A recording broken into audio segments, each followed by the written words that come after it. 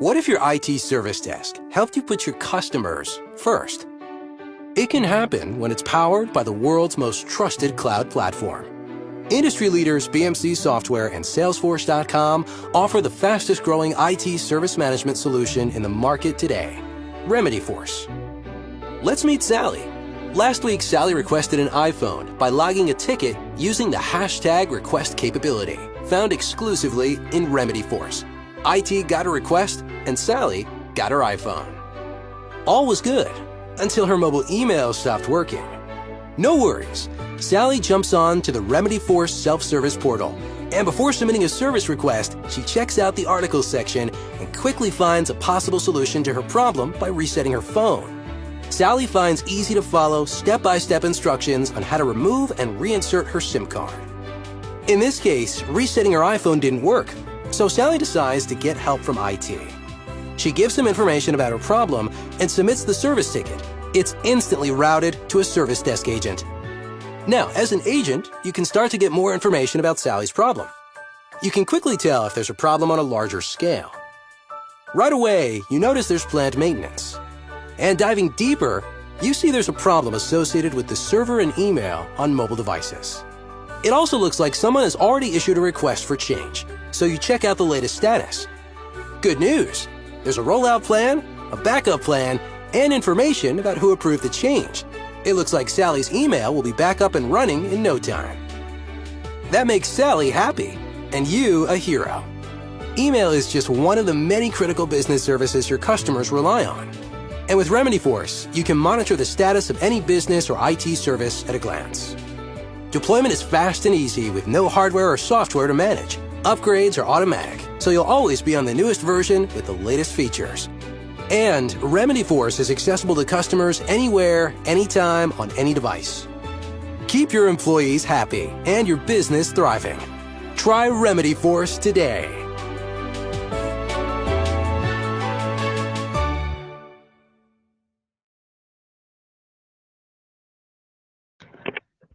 Good afternoon, everyone out there in TFT14 land. My name's Peter Johnson. I've been around in the world of ITSM and technology in general for many years, about 25 to 30 now.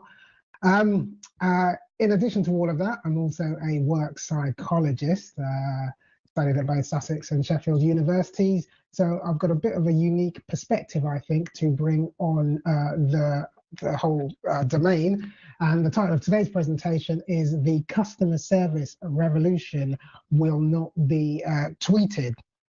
Customer service is a hot topic right now. There's a lot of tweets and information on social media about this subject. And it's important in securing the place of IT in organizations. But what I'm going to be arguing is that a lot of the conversation that's going on about customer service, especially on social media, is kind of stuck within the same paradigm that we found that has been slightly failing over the last 30 years. And really, to make that leap to something better, we need to have a whole new way of thinking about customer service, and that's what I'm going to be talking about. So this whole new way is going to involve some kind of in-depth gestalt, a new mindset, and it's going to be difficult to create that in 140 characters or less. It's going to require something a little more deep. And as I say, that's what I'm going to be talking about today. So 140 characters is not enough to move to a new mindset of customer service. In order to create a new gestalt, as I said, we're going to need something slightly deeper. If you think about how science, the world of kind of natural science, physics, and so on, has progressed over the course of its history, the huge leaps or paradigm shifts, as it's been termed, require a new kind of theoretical understanding of the field. And if we look at some of the great paradigm changes in history, we can look at Ptolemaic astronomy, Ptolemy from ancient Greece, through to Copernican astronomy in the Middle Ages. Now, Ptolemaic astronomy lasted for about 1,000 years, and it was used to predict the seasons. Farmers who wanted to know when the rains would come so that their crops wouldn't get ruined, blah blah blah. They used that Ptolemaic paradigm. Then Copernicus came along with a whole new way of thinking about astronomy. And I think the key thing to notice is that the kind of practical aspects, i.e. using tables to predict the seasons, didn't change from Ptolemy to Copernicus. It was the underlying theory of astronomy that changed. The Earth at the center of the universe and the Ptolemaic conception to the sun in the center of the solar system as per Copernicus. So it was the theory that changed. The farmers and the astronomers using tables to predict the seasons. The practice didn't change. It was a theory. And so practice between one paradigm and another may look pretty similar, but the underlying theory is radically different. And that's what I'm going to be arguing about in terms of customer service. We've been within the same paradigm now for a long time, trying to find ways to really delight our customers, in the whole ITSM paradigm. But there may be reasons why that's not working, because we're stuck in the same paradigm. Let's think of a whole brand new mindset of customer service, and maybe that's going to take us somewhere new, somewhere good, somewhere different. So as I've just been arguing, paradigm change is a theoretical rethink, not 140 character sound bite, not just slight tweaks to practice. And that's why I'm saying if you're looking for the answer in your social media soundbite, you may find little tips for improving the way you do what you currently do, but I don't think you're going to have that massive radical shift in the way that we think about customer service. Right, as a chap who talked about paradigm change, or the person who's associated with it, is Thomas Kuhn. His book of 1970, and I'm just switching to a slide now, his book of 1970 was the structure of scientific revolutions, where he examined all of these major scientific changes, and he was looking at paradigms. So he was talking about a paradigm as the prism through which practice is viewed. When people are talking about practice in a scientific field, it's colored via the tenets of the paradigm. The other thing he said about paradigms is that anomalies are often dismissed. So, in the Newtonian paradigm of physics, say someone may have measured that light was bending when it passed a large object, but in Newtonian physics, that's not allowed. So within the paradigm, researchers will say, no, that's just researcher error, or that was just poor measurement, whatever. Anomalies tend to be dismissed. Also, Kuhn said that the shift only occurs when there's an alternative. So in order, to move from Newtonian physics, we had to have something to move to, and that was, Einstein's theories of relativity.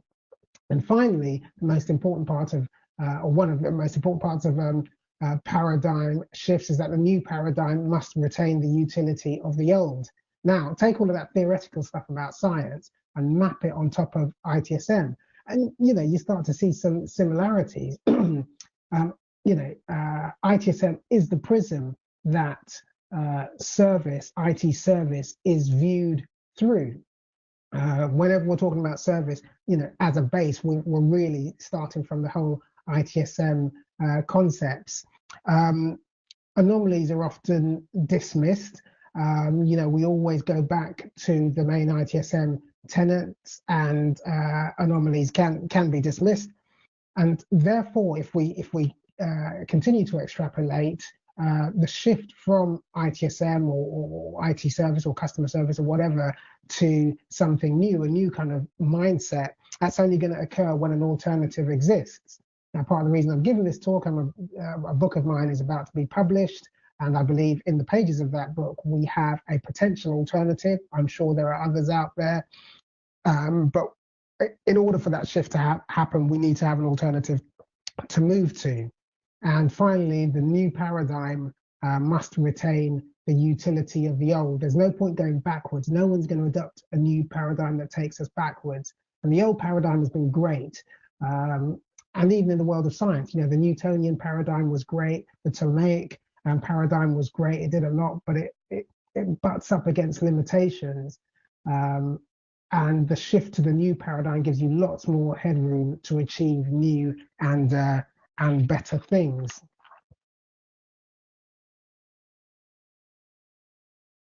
Let's switch back to me, shall we? Okay.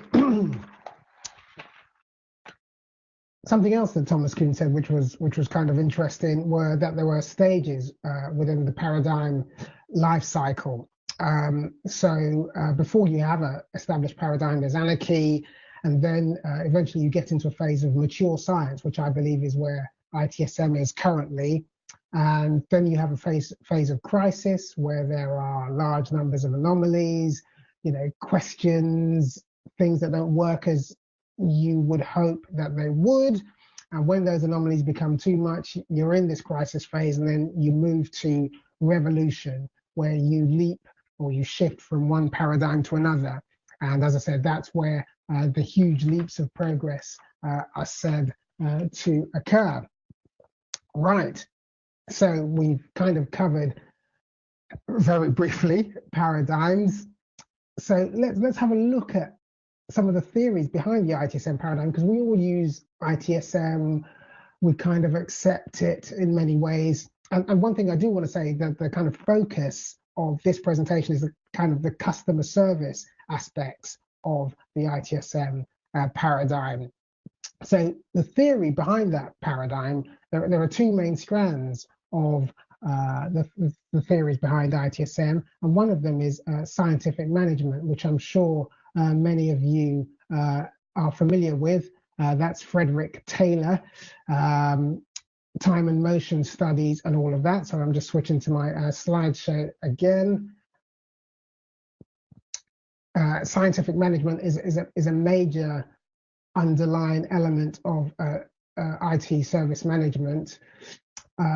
It gives us best practice.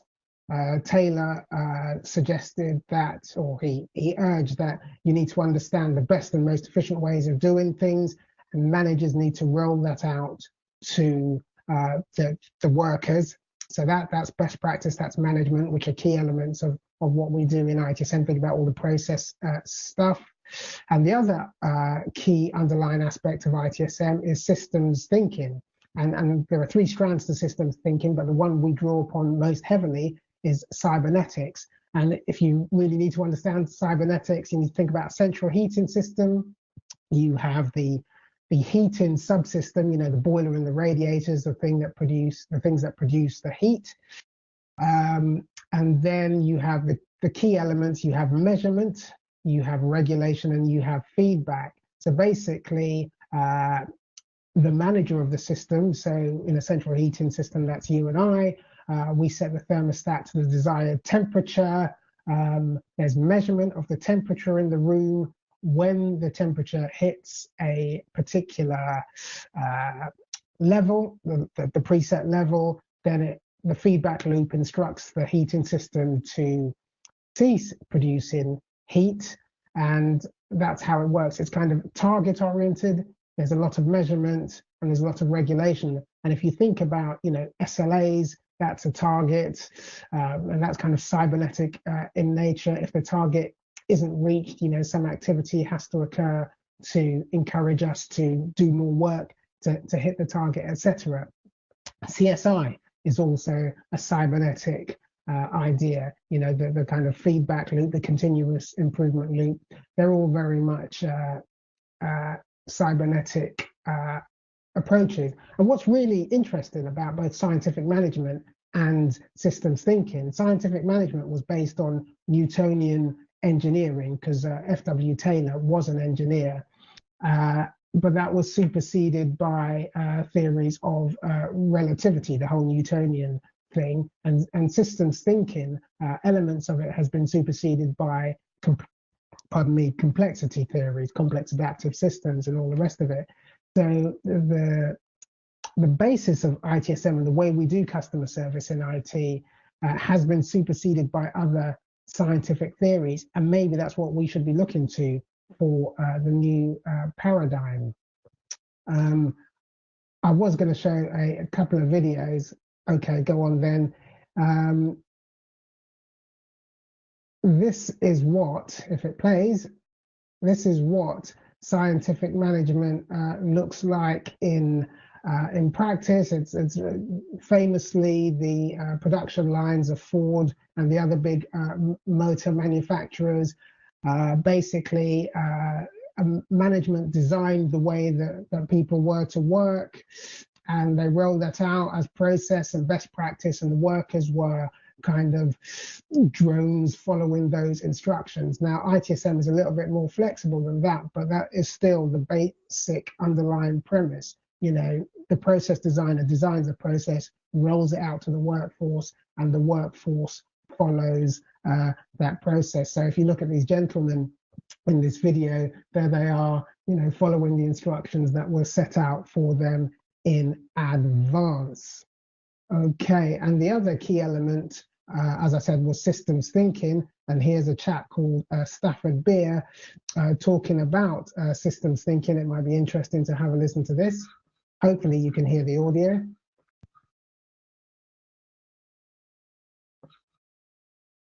The important thing one should realise about systems is how they are controlled. And we must get rid of any notion straight away that control is something imposed on the system from outside. Let's be built into it. Now you saw me operate this government and noticed how the engine slowed down. Let's see how the mechanism works.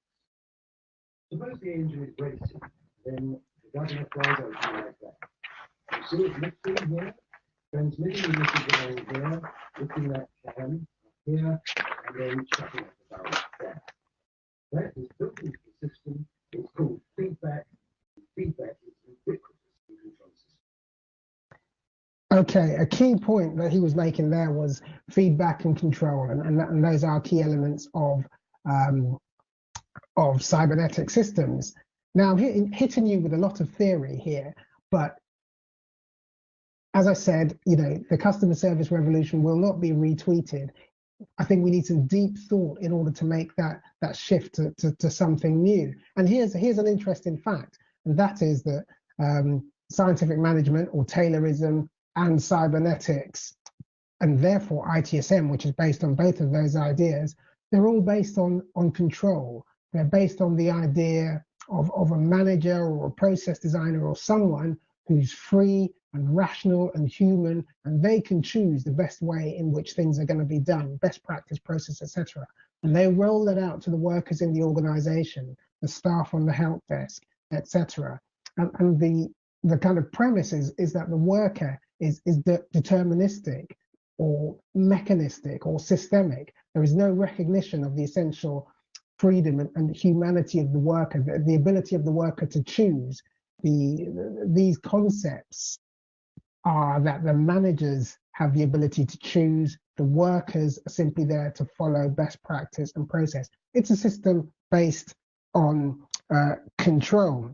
Now, as I say, these ideas have been extremely useful. Think about the efficiencies of the production line in the kind of pre-war years and stuff like that.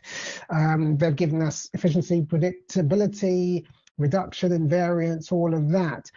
But there have been negatives, and we're starting to butt up against those negatives now. You know, these persistent anomalies, inability to move quickly, and kind of really kind of scripted and unflexible method of providing customer service. And that kind of button up against those limitations could be suggesting that it's time for a paradigm change. The practical problems with this whole paradigm are the humanistic ones, i.e., you know, why should these workers just simply follow process devised by someone else? But that's of less concern. If it all worked wonderfully in ITSM, that wouldn't be a big issue. There's also the algorithmic versus heuristic issue, which is a bit of a work psychology discussion. But basically, this kind of pre-scripting, this kind of process is very well suited to algorithmic tasks, i.e. work that follows a script, a production line, building cars, that kind of stuff. Heuristic work is knowledge work, and this kind of pre-scripting is less useful for heuristic work. And, customer service work is heuristic. One of the other issues with this, especially in terms of systems thinking, is working to the target. If the manager sets a target, staff can want to work towards that target and not see the bigger picture. So if you set a target of, X% of a certain thing needs to be done, a lot of workers will just go and try to hit that target and forget about all of the subtleties around that target. So that's another practical issue. There are also theoretical and philosophical problems with scientific management and systems thinking. And one of them is a Kantian issue. The 18th century philosopher Immanuel Kant suggested that there's a difference between the way you treat kind of physical objects and the way you treat humans. And the difference is all around the fact that humans do have freedom. So even all of these workers that you're treating as if they're mechanistic or systemic, they are free individuals. Therefore, they do have freedom to choose.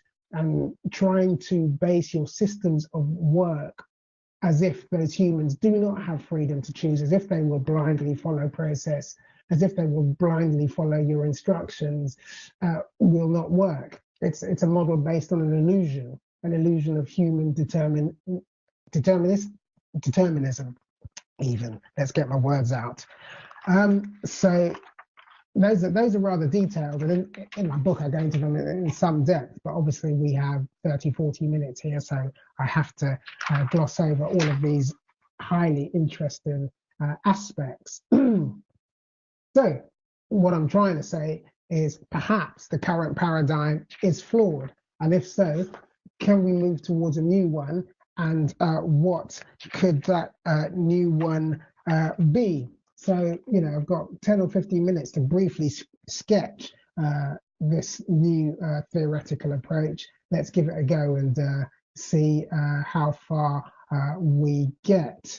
Okay, it's probably about time to look at my face again. So let's switch. Here we are, right. So to the new. We could view service as, or we should view service, the front end of service, the service desk, etc., as a kind of human to human experience. Indeed, quite a well-known work psychologist Benjamin Schneider argued that service is an experience that's shared between service receiver and service giver, and it's a chaotic experience. It can go in any direction. And it assumes that both parties, both the receiver and the giver, are free to act as they wish. So it's hard to prescript that. And if you think about it, in such circumstances, it's hard to predefine the response of the service giver. The user is free to laugh, to cry, to be angry, to curse, to smile, to tell a joke. All of those things can happen. A good service experience is where the service giver is free to respond. A bad service experience is where you feel the service giver is just following a script. We've had it all many times before when we've called a call center and the person is just following a script. It's a very unsatisfactory experience. The more freedom that service giver has to offer you the solution that you're looking for, the better. So therefore, as part of this new paradigm, perhaps we can assume that the worker should be freer to respond in the moment. And that's what we'll be looking for in the new paradigm. Right, enough of my face. Let's get back to the let's get back to the slides.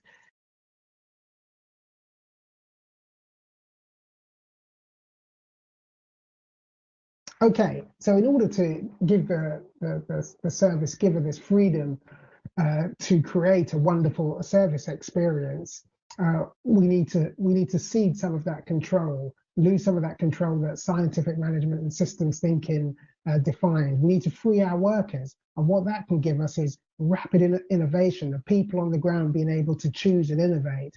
It will also give us agility and responsiveness. It's a good thing, you know, the theories of complex adaptive systems suggest all of this.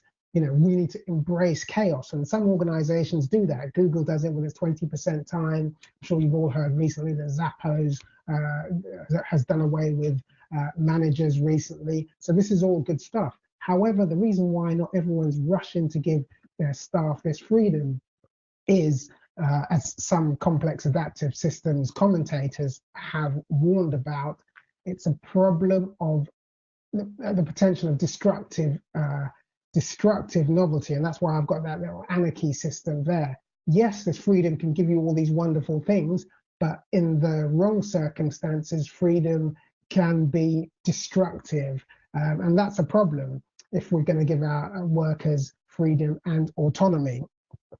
And the good thing about all of this is it resolves that Kantian split. It gives, it treats your workers as humans. It's not based on the illusion that they're deterministic mechanisms or systems or objects. It treats them as humans, and therefore they're able to give that human experience to the people who are looking for service. Right, so let's move on from that and jump quickly to motivation and values. Motivation was my specialist subject as a work psychologist, and the latest best science we have in the area of motivation is a theory called self-determination theory. Dan Pink, who some of you may have seen on TED Talks, Dan Pink talks a lot about motivation, and his motivation ideas are based on self-determination theory.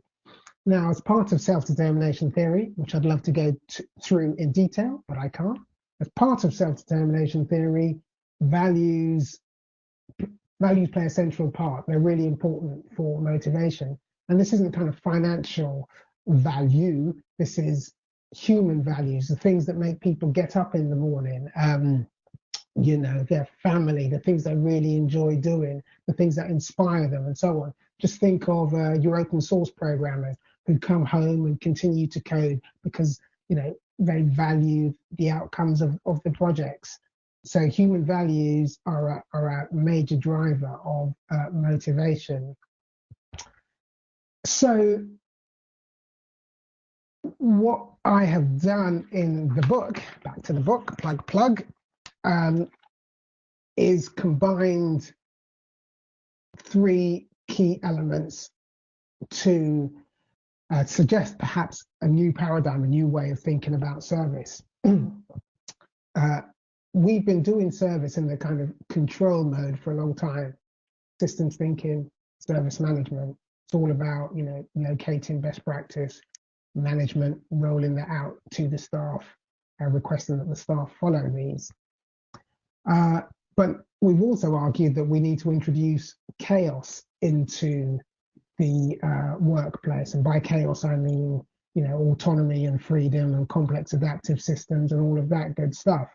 However, with control and chaos alone, they're ill-suited bedfellows. They kind of fight with each other. Control wants to run the show. Chaos wants very little control. So they don't sit very well together.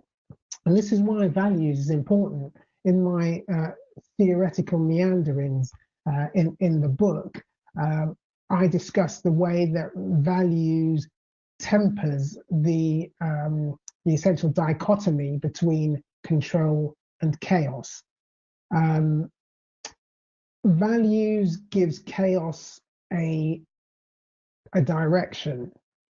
So if you pull in service desk staff who have values around helping people and you free them, they will use that chaos to work in the direction of the values. And this is why Google succeeds with their with giving people time away from management control, because they recruit people who are very passionate about coding, about maths, about all of that kind of good stuff. And those are their values, just like the open source programmers. So they can say, run free, young man. And they will use that freedom, the Google programmers and staff will use that freedom to work in the direction of their values. So values and chaos sit very well together. You need control as well. Control gives us all of those nice things I mentioned briefly earlier, gives us efficiencies and predictability and all of that kind of stuff. So you can then mix control and chaos, as well as values and control and values and chaos. So the goal of the paradigm that I outline in the book is for that mix to be such that you get a good balance within your organization. You have that freedom to create a human service experience, but at the same time, you reduce the risk of destructive chaos. I call the model, well, not the model, the approach. I call the approach Lumiere because it's based on color theory. I was at an art exhibition in France, and I saw some stuff about color theory, and it's how pixels on a computer screen work. You have a red subpixel, a green subpixel, and a blue subpixel, and where the light from each is at an equivalent level, you get, instead of red, green, or blue, you get white. And I'm kind of equating this new paradigm to that. So we need to step back on control, step back on all of this top-down best practice process kind of stuff. We need to have people who are passionate enough about providing service, and probably passionate enough about technical things, so that they have knowledge. And then at the same time, you need to free those people so they can use their passions, they can draw on, good practice, but they also have the freedom there to really respond to the users. And I think that is the next leap in customer service. For a long time, people have been talking about, freeing the workers, freeing the staff. But that thorny problem of destructive chaos has always been present. By this kind of tripartite approach, I believe that we can get around those issues. And I hope you agree with me. As I say, there's only so much I can talk about in 30 or 40 minutes. There's a lot of subtlety, a lot of detail to it. My book's published next month. It's called Making Light Work. So you can read all of the good detail in that book. So and to find out more details of when it's going to be available and all the rest of it, you can follow me on Twitter, but you won't find a brand new paradigm being written in 140 characters. Yes, I'll point you to interesting resources and all the rest of it, but the new idea is detailed, it's theoretical, so a little bit of reading will be involved. Okay, I'm going to switch back to my face again. Right, here we go. I hope you enjoyed that. As I say, it was a quick sketch. So what I'm going to do now is take some questions in the last 10 minutes. So please feel free to put some of your questions to me. Thank you.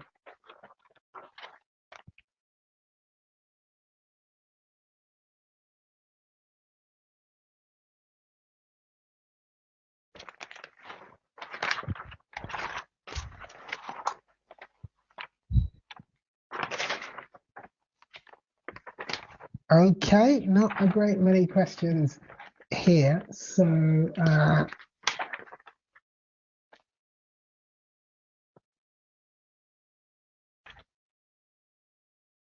I'll keep on talking if I may. just a point that has been raised to me in the past. Some people have suggested that paradigm change is evolution and not revolution. However, the work of Thomas Kuhn suggests otherwise. These changes in paradigms, these new ways of thinking about science or practice in any field, is in fact a revolution. We have to start thinking about things in a new way, and that's the revolutionary aspect of it. Indeed, Kuhn's book is called The Structure of Scientific Revolutions, not evolution. So you really do need to break with the old, and sometimes the new may seem a bit strange, unfamiliar, and so on. Indeed, when Copernicus first suggested that the sun was in the center of the solar system, there were some people at the time who called him mad, and indeed in his book, his publisher put a preface where the publisher suggested that his concept was only for the purpose of calculation, and it didn't really reflect any external reality. However, we all know now it is the external reality. I've just got a question about the idea of chaos, and from Simone Jo Moore. Thank you very much, Simone. I think we have been pushing at this door for some time, and this is why you have organizations like Google giving their staff this 20% time. I'm sure most of you know about it, but in case you don't, it's where 20% of a worker's time is free from management control. And in this time, some of Google's big innovations have come out of it. I think Google Mail came out of it, and there were some other well-known ones, which I can't be exact about at the moment from memory. So they say, right, 20% time where your manager's not going to tell you what to do, go off and do it. So Google understand, the innovation and the novelty that can come out of chaos. And Zappos recently, a very customer service focused organization, has got rid of managers. There have been other organizations in the past that have done that. There's a famous organization in this respect from Brazil, Semco, run by Ricardo Semler. And what he did was he took over the business from his father. And as soon as he did that, he got rid of all of the managers and gave workers the freedom to work as they wish.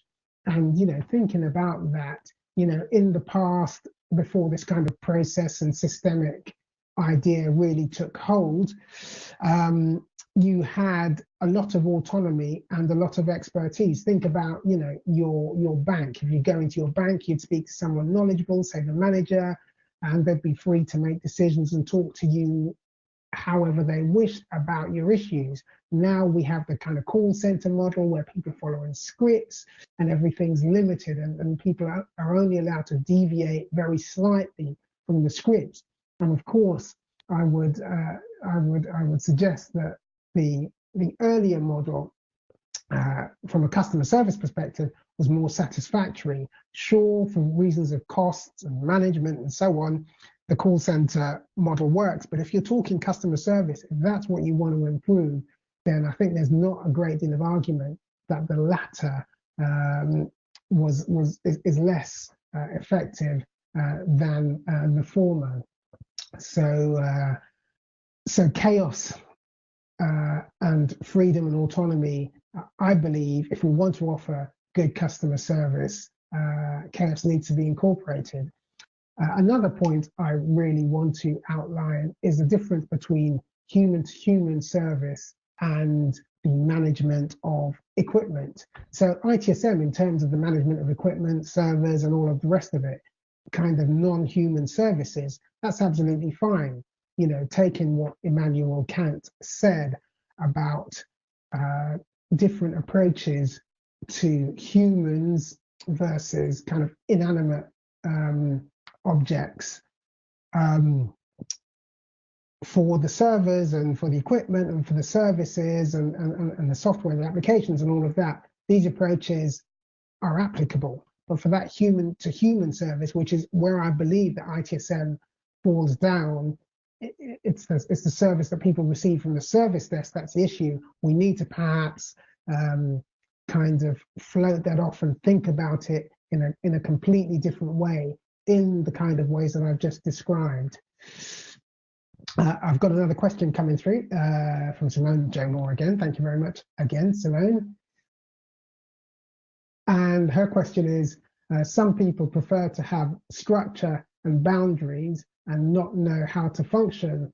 Otherwise, we need to provide frameworks for both that and freedom. Correct. And this is why, going back to the model, control is in there. Control is important. There is no way that I'm arguing to remove control completely. There are a number of good theoretical reasons why control is required. So what I'm saying is push back on control and have more freedom. But remember that the third element, because most of the discussion has always been between control and chaos. But the third element is the key, because if you recruit people with the right values or help develop the right values in individuals, so if you recruit service-oriented people, they will have a driver to provide great service. They'll be driven to do it, and that's what the science of motivation tells us. Therefore, if you have people who just want frameworks, who just want to be told what to do, it's arguable that they don't have the right values to provide great service. And part of the key elements of delivering great service is ensuring that your service function is staffed by people with the right values. So you have values, you have chaos, and you have a little bit of control. Well, an amount of control. Let's bring it back to Google. Let's bring it back to 20% time again. If the Google engineers needed to be told all of the time what to do, what to innovate, to have frameworks for the things they're going to produce, they wouldn't be anywhere near as successful as they are now. Therefore, if you have a service function, where people have to be told how to provide good service and so on, I would argue they don't have the right values, and therefore the service that's delivered is going to be poor. You need to think of it holistically. In my book, I describe it like this. Let's just check on the time. Yeah. In my book, I describe it like having 3 balls, different colors: green for values, blue for chaos, red for control. And you need to think of your service function simultaneously in terms of those 3 colors. You always need to think of values, you always need to think of control, and you always need to think of chaos. And combining them in the right way produces wonderful service, in my opinion. Okay, now we've got another question, which is good. It's from Daniel Billen. Thank you very much, Daniel. And it is values the way to create trust and to make people feel safe? That's not quite the way that I conceive of values. Values is something that's inherent within your workers. It's the values they bring every day. It's I like helping people, or I like to be the person who knows the most, or I'm the kind of person who everyone gets along with, whatever. These kind of things are the values. So it's not top down, it's bottom up. It's what the individual's walking through the front door with. That's why when Google were recruiting engineers, they put these wacky maths formulas on billboards with no branding or whatever. They just put them on billboards, and people who were motivated enough, who had the values about solving math problems, probably thought, ooh, interesting, math problem, let's go and do it at home. And so they went home, they did the math problem, and it took them to the Google website. So they found people who were motivated for this stuff, who had the values for this stuff. And and you know, we know what ensued: a massive corporation. Okay, in customer service, we don't necessarily want to build massive corporations, but we should want to deliver great service. We need to think about it in a new way. We're not talking practice here, we're talking mindset. We need to think about things in a new way. Recording has stopped. Okay, I've just got a couple of minutes. Recording has started. I've just got a couple of minutes. There's strange noises coming through. So thank you very much for listening. And remember, this was short. If you want to know the detail, read my book. It's called Making Light Work. It's by me, Peter Arthur Johnson, and it's going to be published in March. So hopefully some of you will read it, and find out a bit more about this new paradigm that I'm proposing. But thank you very much, everyone out there in TFT. Cheers.